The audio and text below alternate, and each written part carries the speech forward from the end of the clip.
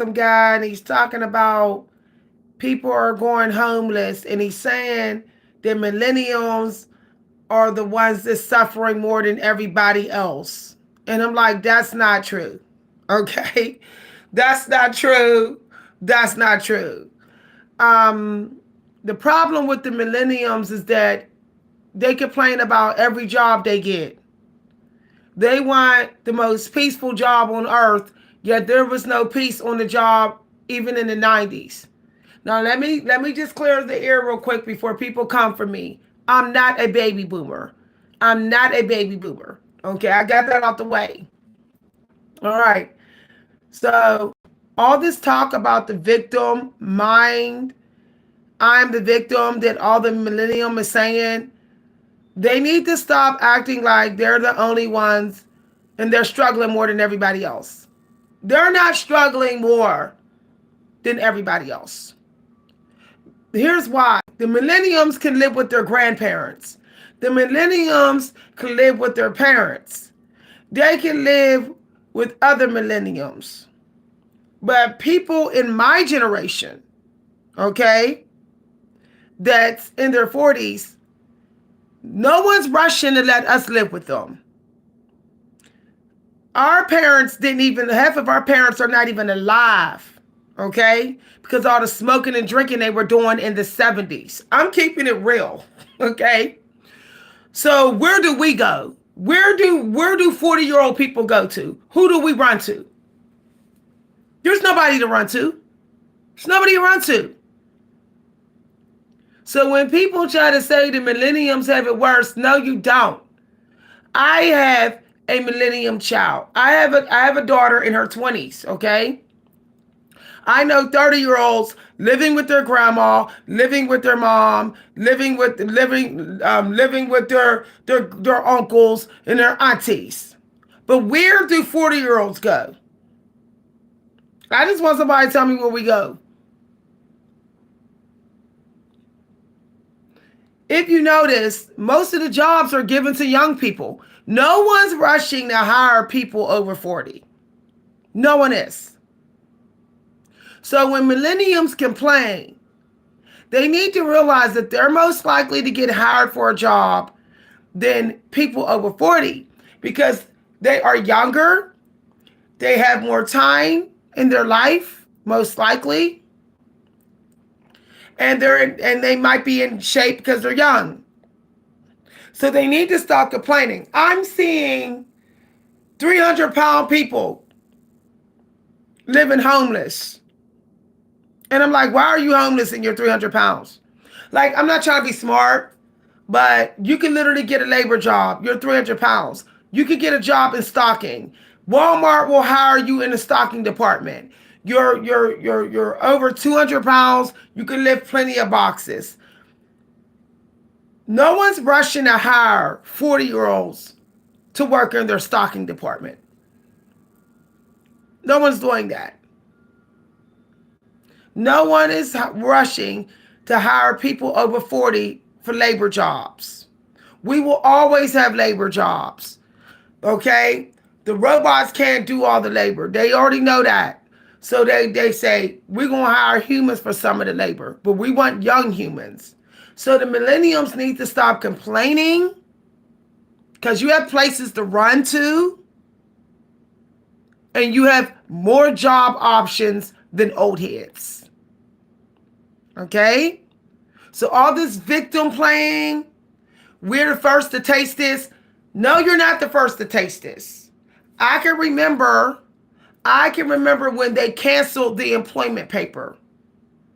I was only in my 30s still looking for a job, and the employment paper was one sheet. That's all that was in the employment paper. There was no Indeed. There was no Career Builder. There was no internet.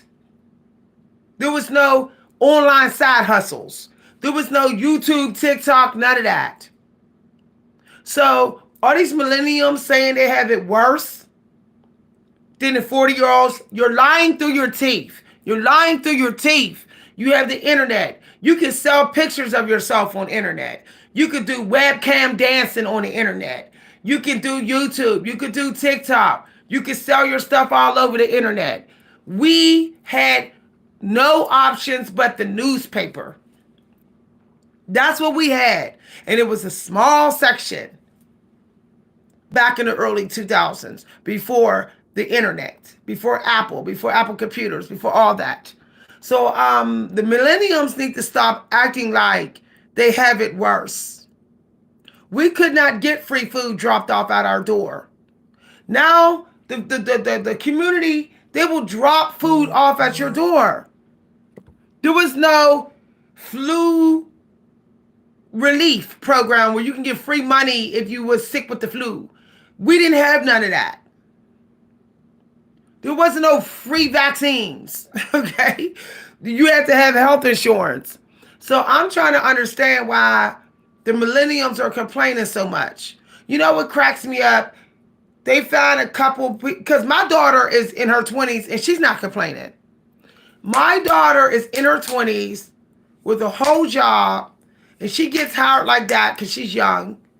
And she says that the millennials need to stop complaining because they're lying. She says that a lot of them stay quitting their jobs. She told me this because my daughter is a store manager in her 20s.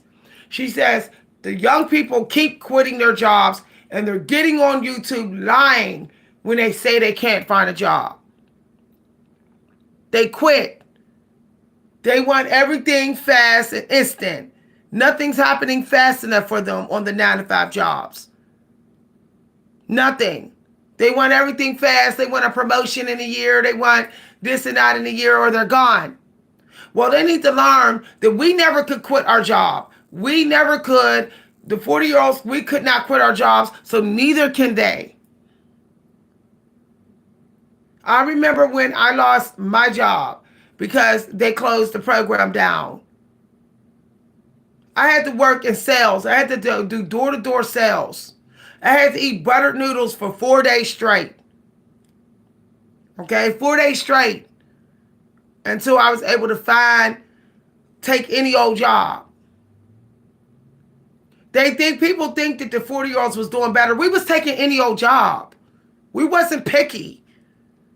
The millenniums is picky. I'm too good to do stocking. No, I'm too good to knock on doors. I'm too good. Well, that's why you're living in a storage facility. You're too good to rent somebody's attic. You're too good to ask a neighbor, can you rent a room off of them? You're too good. We wasn't too good. We wasn't too good.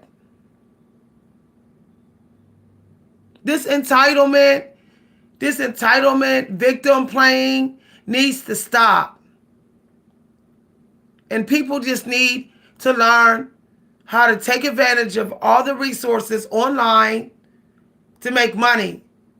I wish there was the internet when I was a teen. Oh my goodness, I would already be paid. I would be literally rich if there was the internet, YouTube, when I was a teen. So I'm trying to understand. Okay, I'm trying to understand why the millenniums, like these millenniums is complaining, why don't they got a YouTube channel? Like, why don't they got 10 YouTube channels? If it's so hard to find a job offline, you should have 10 YouTube channels then. I'm just saying. You should be whipping up everything and anything artistically to sell. If life is so hard for these millenniums, I'm risking homelessness, you should be dancing on the webcams. You should be online selling anything that you got. You should be on eBay selling. I done sold plenty of stuff on eBay to get by. Cell phones, headphones.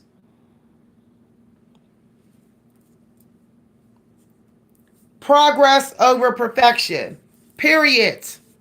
The millennials need to see this. Progress over perfection.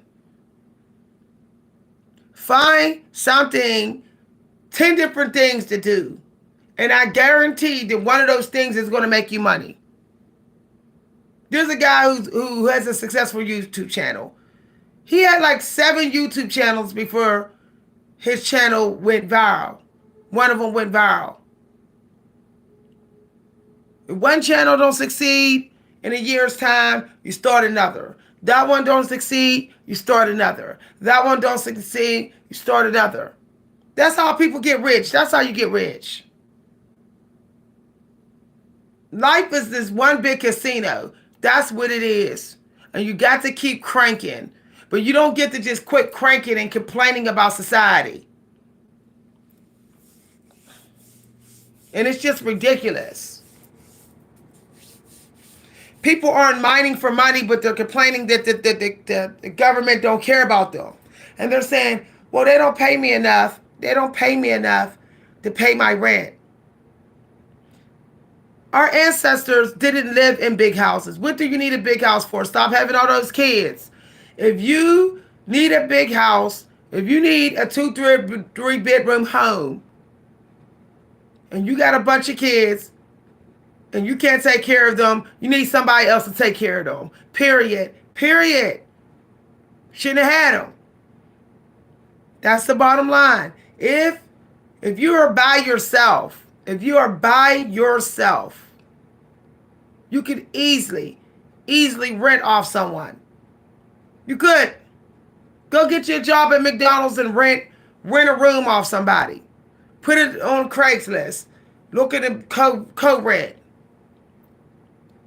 At least you're not homeless. At least you don't have to worry about taking care of a whole house by yourself. I'm trying to understand what the problem is. I lived in somebody's attic. My first apartment was somebody's attic. So I'm trying to understand why other people have a problem with that. My first apartment, I was 18 years old renting someone's attic. So why aren't these 18-year-olds doing the same? Like,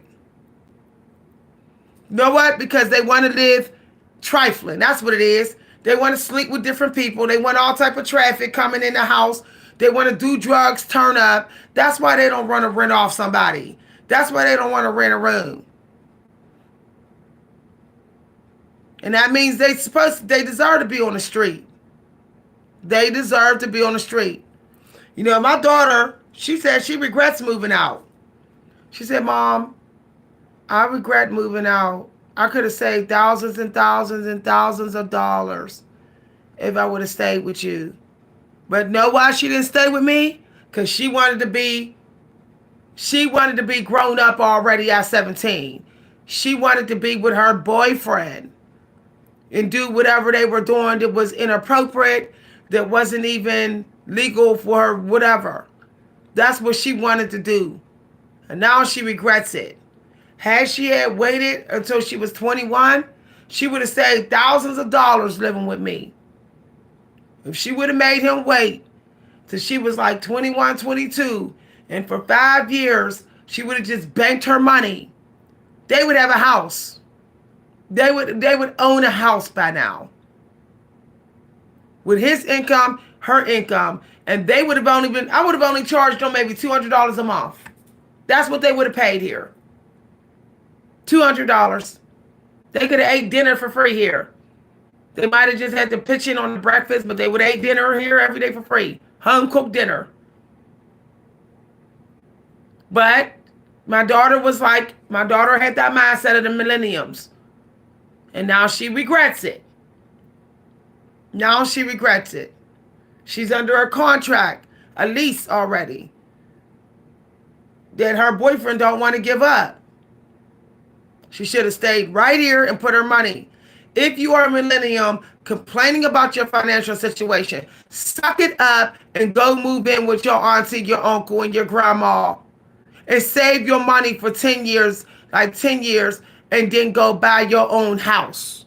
Learn how to go through hell sometime to get to heaven. We all got to. We all got to in some way. You're not escaping hell to get to heaven. You're not. Everybody got to be in their own personal hell at some point to get tested to get to heaven. Find somebody, find an older person, befriend them, get cool, do some volunteer work for them, and then ask, can you move in their basement? Can you rent their basement out? And pay that little $300 a month for that basement, and save the rest of your money. Y'all millennials need to know how to work the community. Work the community. Like we knew how to do back in the 90s. Shoot.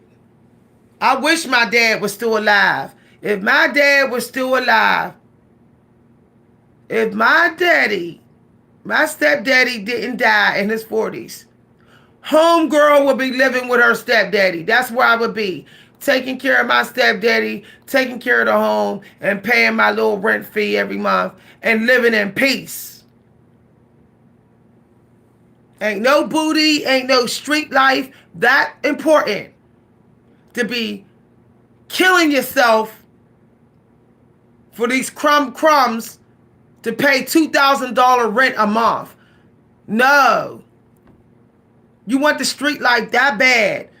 You want to be able to do all kind of wild stuff that bad that you're willing to be a slave to the max to pay a $2,000 rent bill a month?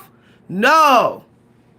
I would be willing to become a nun for 5 years if it meant that I wasn't going to be the slave of slaves. If they was like, oh, you have to be celibate or you have to go to a motel to have sex to rent my room, I would be like, I'm cool. I'm cool with that. I'm cool with that. I guess I'll be celibate. Sacrifices must be made to get free. Okay? Sacrifices must be made. In order to get success, you got to give up all that stuff that some people got access to. The street life, sex, all that. You got to be willing to put it aside more often. You got to be willing to be alone. You got to be willing to have a light load. You got to be willing to run around asking for help. You have to literally be like, do you know somebody? You know somebody? You know somebody? You know somebody? You know, people love to say that the Millennium's had it harder. But if you look up Michael Jackson's story, he was literally going from one celebrity to another asking for help. He literally asked the Beatles for help. I mean, how bold can you be? He wasn't even famous yet. He wasn't even that famous or anything. And he was literally knocking on the door of the Beatles. So the point that I'm saying is you have to have, success requires you to have big old King Kong balls, y'all. Big old balls, for real. Swallow your pride. Millenniums, get rid of your pride and say, there's a time for pride and there's a time to not have pride. Okay? So grandma cranky. Grandma got a bad attitude sometimes. So what? I'm going to swallow my pride and put up with it. And I got a plan to get my own house in about 10 years. Get me a fixer-upper. I'm going to go ahead and I'm going to put up with grandma. Grandma might die and leave me the house. How about that one? Like my daughter. I told my daughter to see about her grandparents and see about all of them. I told her this when she was a teen. I said, because it's not just you're trying to use your grandparents. That's not why. I said, but you got to cover your butt. That's what I told my daughter. Ain't nothing wrong having friends, but you're going to lose your property. And that's the last thing you want to lose with this economy. I said, you go over there and you see about your grandparents. Even if you don't see about me. You see about your grandparents, they're on their way out. Don't mess up the will. Don't mess up your chances with that will. I know you still see them and you love them. But don't burn bridges with your grandparents. Millenniums, stop burning bridges with your grandparents. Okay? I'm telling you, I wish I had grandparents. I have no parents and no grandparents. Imagine being in my shoes. My family don't live near me. My brother, who can help me, he in a different state. My siblings live 40 minutes, an hour away from me, and they don't have no room for me. I would have to sleep on their couch or their floor. They're already hosting other people. My siblings got other people's kids living with them. So if something happened to my husband and something happened with this, I'm going to be going to my husband's family, knocking on their door for help. That's where I'm going to be going. Okay? But some of you millenniums, y'all still got your blood family. Y'all still got friends. A lot of 40-year-olds was tricked by the system. They don't got the room to host anybody. They already hosted. They don't got room to host people that's not their family. But if you are a millennium and you still got living family members, you can always use your age to put them in their place. You can say, I'm only in my 30s and 20s. Let me rent off of you. See, I can't say that. See what I'm saying? So what I'm saying to y'all young folks, use your age to get in the door. Use it. Go knocking. No, you say, I don't want to live with my crackhead dad. You don't got to see him. Stay in your room. Get you a hot plate in your room. Treat your room like you're at the college dormitory. You go to your room, you walk past the crackheads, and you go to your room, you cook on your hot plate, you cook your food, you go to sleep, you do your homework, and you stay outside. You go to the library all day to get away from the crackheads, and then you go back to your room when you want to go to bed, and you lock the door behind you. It's just that simple. It's just that simple. The only person that I truly was able to go to live with was my stepdaddy, and he died young. And it hurts me because I can remember him. It was like he was trying so bad to extend his life. It's like he knew we needed him. He was trying, y'all. And I'm sharing this story because I can remember my stepdad saying, I'm going to leave you this. So, but he did leave me something that I could sell to get money. He knew he was dying. He knew that we would be stuck, that me and my siblings would be stuck, possibly, if we lose my mama. So he tried to leave us something to sell to get money, to help us out. But if you still got family members and y'all ain't talking over some petty stuff, go and talk to them and forgive and rent a room off of them. And stop putting yourself through unnecessary slavery.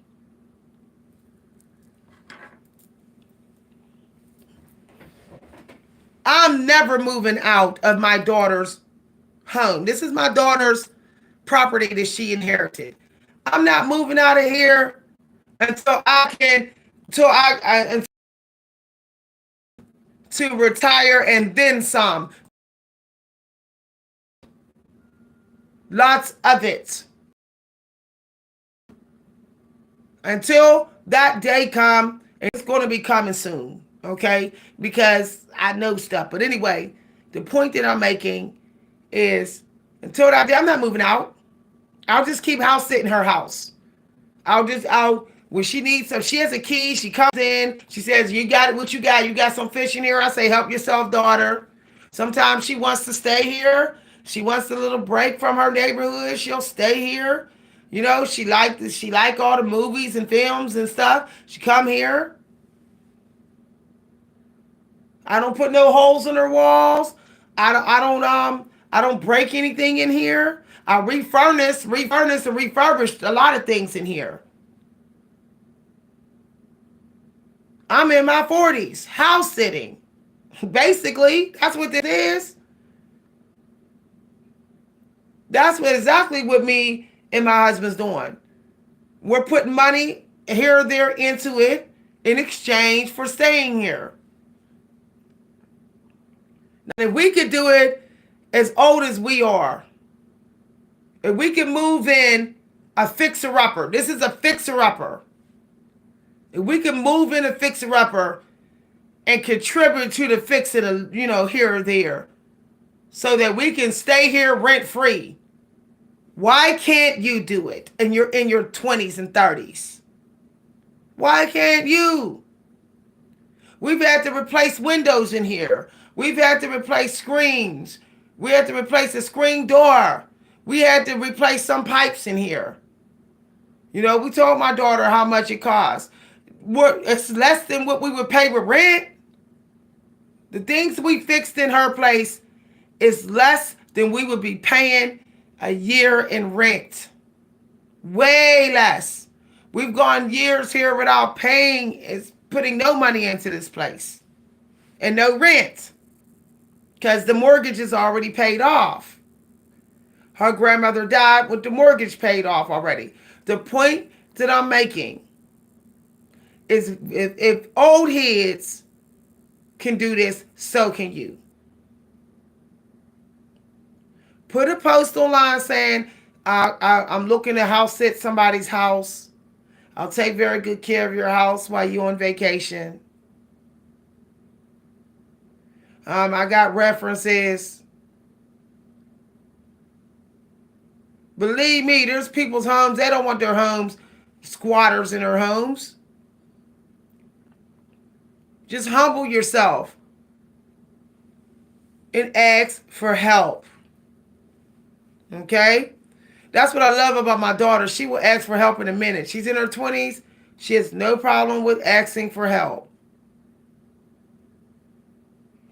Now, 9 times out of 10, my husband is going to be left another piece of property. Well, he'll be left another piece of property, most likely. But he didn't let this one. This is my daughter's. But he'll probably get his mother's house. And then I'm sure my daughter will probably sell this land then or whatever. And then we'll move into his mother's house. And we'll do some work on that one. But the point that I'm making is that you can't just do nothing. You don't do nothing, nothing happens, young folks. No one's coming to save the day. No one's coming. I've been homeless before. And I saved myself. Okay? I've been homeless. I was on a park bench in my jammies figuring out where to go. I stayed 2 nights on somebody's sofa and 2 nights on somebody else's sofa. I found a friend from my childhood and they let me stay in their place till I was able to get my next job. I took a job within 30 days, a new job, a better job. And then I stayed in a fixer-upper that was owned by somebody else. I stayed in a fixer-upper up in their attic for like 2 weeks. And then 2 nights I slept in a library. This is a true story. I slept in a library. I hid out deep in the library. And then when they locked the doors, I went to sleep. And when they opened the doors in the morning, I pretended like I had came in there. And then I went to my girlfriend's house for like 2 days and slept on her sofa. That was about 3 months. And then once my checks started rolling in, I found another apartment. Okay? It was a really small, very cheap, very humble apartment. But it was better than nothing. Okay? And I basically was like going to food bank after food bank. I was using all free resources as much as I could until I was able to get promotions and my insurance kicked in. Once all my insurance kicked in, then I was able to continue. I was able to afford more things out of my pocket. But I've been there. I had a situation where I was momentarily homeless, and then it was not my fault. Each time I was homeless, it was not my fault. The second time I was homeless, I was homeless and I had a baby. I fought my way out of that. You're always going to go through crises, okay? Like Bob Proctor says, Brian Tracy, you're either coming out of a crisis, you're on your way to a crisis, or you're in the middle of a crisis. But if you think that your situation, you got so comfortable with your situation right now that you think that you're cool because you're not in a crisis, there's a crisis coming. It's better to be prepared for where the crisis can come from. This means when you're renting people's addicts out, you need to save your money because you might get a health crisis you need to pay for. You might get a work-related crisis you have to pay for. You might, and the person that might lose in a house and then you're out on the street. So you have a living crisis. You rent off somebody and you become a stoic. Me and my family have downsized all the way. We downsized so much this year that we even downsized our decorating. We even downsized our meal plans. We even downsized the size of the gifts we give each other. Okay? This year, because my family have multiple holidays, Asian New Year, Christmas, Ramadan, everything. There's all kind of religions in my family. Nobody's getting more than $50. Why did we downsize? Because the country has downsized us. And that's the point. That's the bottom line. Okay? Another thing is learn how to manually take care of yourself and then teach it and make money. Find something you want to give to yourself. Get really, really, really good at it. And then sell it. Don't think about what you need to sell. You need to create to sell to the world. You got to think of what would you give to yourself? What would you give to yourself that you would give to other people? Think about that, okay? And then sell it. Could be a hair product. Experiment. Make some things. Learn. We're going back to the Amish times, y'all. The Amish, they ain't worried. They doing okay. Because they living like stoics. And they always been.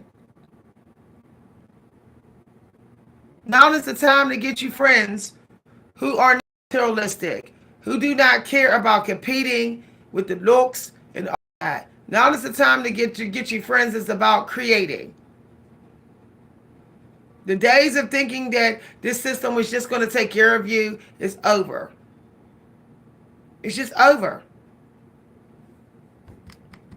So, I hope y'all take this seriously, what I'm saying, y'all.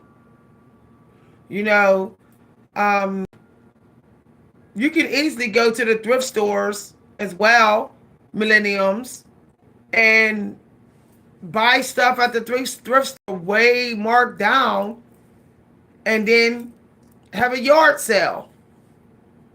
Have a yard sale, see what sells. Okay? That's better. That's better than nothing. Take your little $20 that you would pay to get Netflix and some takeout food and go to the thrift store and find something new that you can buy and sell on eBay. Because rich people are always buying. Okay? They don't care. They'll spend their money. Their kids will spend their money. All right. I had a nice talk with y'all. If y'all enjoyed the video, somebody said hit that like button. I did. Thank you, Irvin. Bye, everybody. See y'all later.